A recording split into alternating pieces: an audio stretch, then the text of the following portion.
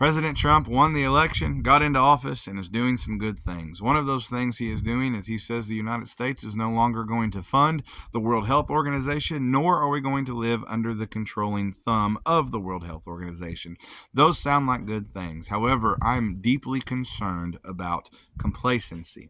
My name is Justin. This is Built on Faith Homestead. Allow me to explain.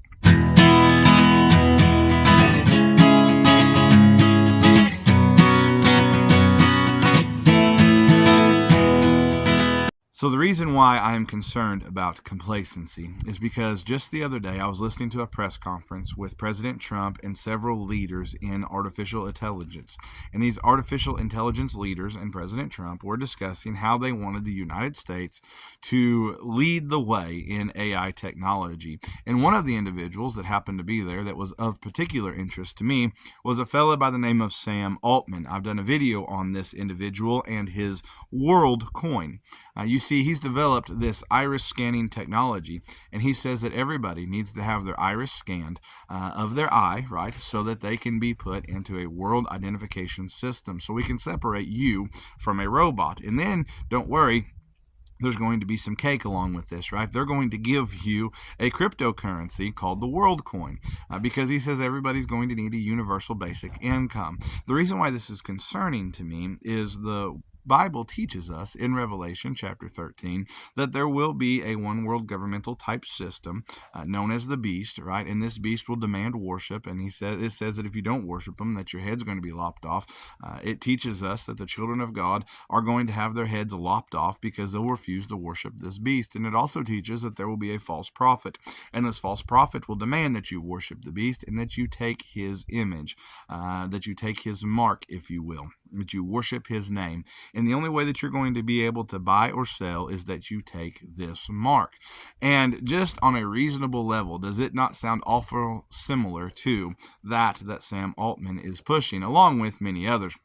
You see, he's also working with Microsoft, and all of these same players have worked with things called ID 2020, right? Which is the initiative that the whole world get an identification system of some sort. That way we can make sure that you are who you say you are, especially if it is you have to get out of your country because of war or something else, and you go to another country. They want to make sure they can scan your health records and your banking records in order to know exactly who you are and to be able to help you out. They also say this is a part of women's rights. You understand that this ID system, this universal identification system, and these things like World Coin that will give you a cryptocurrency if you take part in them, well, that will ensure that women get the government subsidies that the government says that they ought to give in case something like COVID would ever happen again, because they said that women, and especially in third world countries, were adversely affected because they did not get the subsidy for whatever reason, right?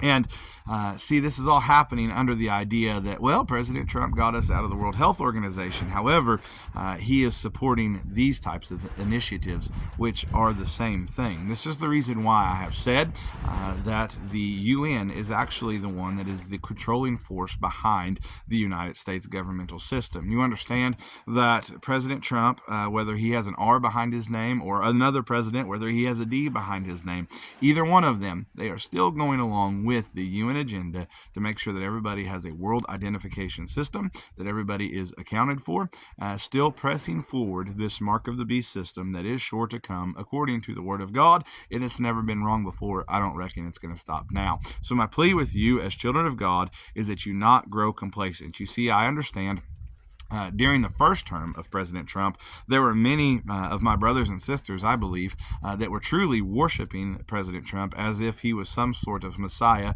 and turning a blind eye to the other things that he was pushing and allowing to go on, and things that he was saying that he had no problem with. They're just like, yeah, whatever, it's not a big deal. When in fact, if you would just open your eyes, you would understand that he at least in some points, is going right along with the UN agenda, whether that be purposefully or whether it be that they are just playing him like a puppet. Either way, doesn't matter. He's still going along with it because these things are sure to happen one way or the other. So yeah, I'm a little bit concerned, and I want to warn you. I'm not saying that you have to hate President Trump or like President Trump or any of that. I'm just saying Do not grow complacent. Do not think that biblical prophecy is just going to stop. Do not become so dull because you think that everything is going to be good. Let me say it to you this way. You do remember, right, that Judas was one of the 12, chosen by Christ, yet Satan entered into him, and Jesus called him the son of perdition, which is the same name given to the future Antichrist. My name is Justin. This has been Built on Faith Homestead. Comment down below. I'd like to know your guys' thoughts.